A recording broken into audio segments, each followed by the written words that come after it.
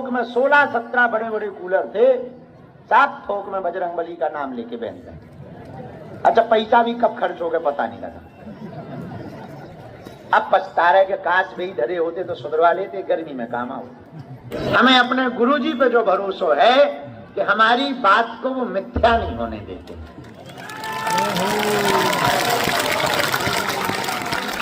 हाँ, कैसो नौटंकी बाज होए, आगी को लुअर होए, ठटरी को बरो होए, मूसर चंद होए, बैरागी होए, पापी होए, जपी होए, तपी होए, कैसो होए, हमारे मन में आ गई। एक बार कह दे गुरुजी हम नहीं स्वीकार कर रहे, फिर भी तुम स्वीकार कर लो, तो हमारी बात को उनकी कृपा से, उनके प्रसाद आशीर्वाद से हनुमान जी महाराज हमारी लाज को रख लेते हैं।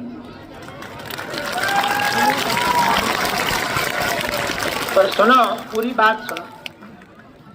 हमें तो ये भरोसा है कि आशीर्वाद हमें देने, प्रार्थना करने तो उन्हें कृपा कर देने, पर उन्हें भी हम पे भरोसा है कि हम व्यर्थ आदमी को कभी भी वचन नहीं देंगे।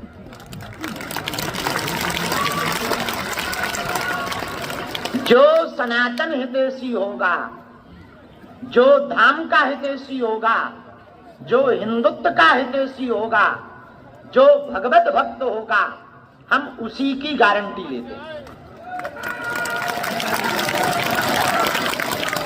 उन्हें पता है कि ये आदमी जो है ऐसे रिस्क नहीं लेगा, तो गुरुदेव की बड़ी कृपा है हम पर, तो भरोसे की बात है। तो हम आ तो गए थे जल्दी, तो मरीजों में फंस गए, फिर तब तक पदयात्री आ गए, उन पदयात्रियों से मिले, कब 8 बज गए पता ही नहीं लगा।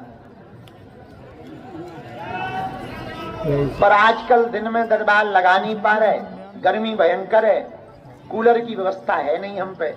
पिछली साल कूलर खरीद रहे थे, बीच में हमने बेच दिया, गर्मी निकल गई, उपयोगिता खत्म हो गई, बीच में पैसन की जरूरत पड़ी, तो हमने कबाड़ के भाव बेच दिया। कछु मोटर खराब हो गए थे, सुधरवाने थे, फिर पैसा लगेगा, हम एक काम करो सीधे कूलर ही बेच दो। कौन सुधरवाए? तो थोक में 16-17 बड़े बड़े कूलर थे, सब थोक में बजरंगबली का नाम लेके बेच गए। अच्छा, पैसा भी कब खर्च हो गया पता नहीं लगा। अब पछता रहे कि काश भी धरे होते तो सुधरवा लेते, गर्मी में काम आओ। पर अब पछताए का हुई जब चिड़िया चुग गई खेत। अब नए की हिम्मत नहीं पड़ रही। हमने जानबूझ के पिछली बार गुरुजी से आज्ञा लेके घोषणा करी कि अब दिन को दरबार बंद है भैया, शाम के और रात के लगाएंगे अपन, गर्मियों भर ज्यों का त्यों। कितनों कूलर लगा लो, काम करत नहीं है। और इतनी गर्मी हो, हमारे जैसो आदमी बिना कपड़ा के बैठा दो तो पापड़ सो सिकुड़ जाए। हाँ, खूब गर्मी हो। इस कारण से जो है रात्रि काल का ही रोज का दरबार 20 तारीख तक अनवरत लगाया जाएगा। फिर हम विदा लेकर के आगे की यात्रा पर जाएंगे। दिल्ली में हमारी कथा है। अभी तो दिन भैया जय जय जय आशीर्वाद जा रहे हो, ट्रेन है, पकड़ लो, छूट ना जाए बेटा। खुश रहो, दर्शन कर ले बालाजी, दर्शन कर ले। भोजन मई में पूरी हो पाएगी साधना। मई में 5 दिन की केवल दूध पीकर साधना है, मात्र एक बार दूध पीकर। चाय की हमने आज आज्ञा ली है कि चाय की छूट दे दो, अब मिल जाए तो भला, नहीं तो आगे लगी हमें लगा कि बार चाय छूट जाए, पर चाय छोड़ना बड़ा कठिन है। भोजन से हमें दिक्कत नहीं, पानी से कोई दिक्कत नहीं, पानी तो हम चला ले भी, पानी के बिना चल जाए, भोजन के बिना तो हमारी चल ही जाए। बस एक ही दिक्कत है, आगे लगी चाय ना छूट जाए। जैसे प्रेमी का प्रेम प्रेमिका से होता ना,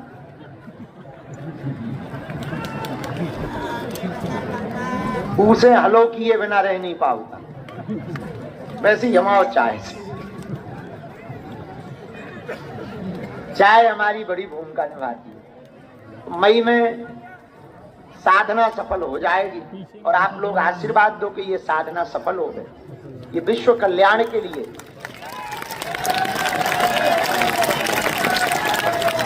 खासकर ये साधना हिंदू राष्ट्र के लिए और कैंसर हॉस्पिटल निर्विघ्न बन जाए, इसके लिए हम कर रहे हैं। और इतने दिनों की साधना में लगभग गुरु जी की कृपा से 11 लाख मंत्र का जप करना है। अब जैसे टाइम बनेगा सो करते रहेंगे। कभी कभी तो छूट जाता है, यात्रा में रहते हैं, कभी कभी भगवान कृपा कर देते हैं तो हो जाता है। तो 20 तारीख तक हम दरबार लगाएंगे, फिर 2-3 दिन की यात्रा, फिर दिल्ली में कथा है। दिल्ली में शायद पश्चिमी बिहार कहलाता है? वहां पर कथा है। 26 तारीख से 30 तारीख तक कथा है। 1 दिवसीय दिव्य दरबार। अब हमने एक और उपाय किया कथाओं में। आप जो लगातार कथाओं में जाते थे, असुविधा होती थी, तो अपनी तरफ से कथाओं का कार्ड जारी करवा दिया, परमानेंट। 11 कथा का, 5 कथा का कार्ड बन जाएगा। बैठने की व्यवस्था अलग होगी, भोजन की व्यवस्था होगी और रुकने की व्यवस्था होगी।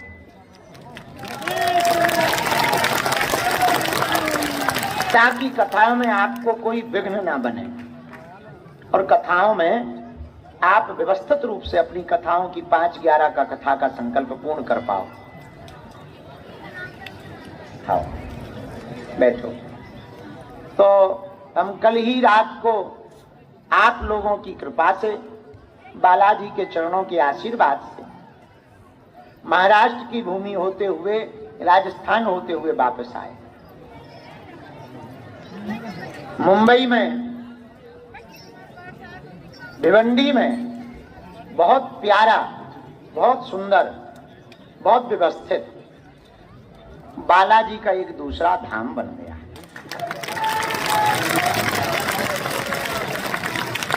हर 2 महीने में हम वहां पहुंच करके दिव्य दरबार लगाने जाएंगे।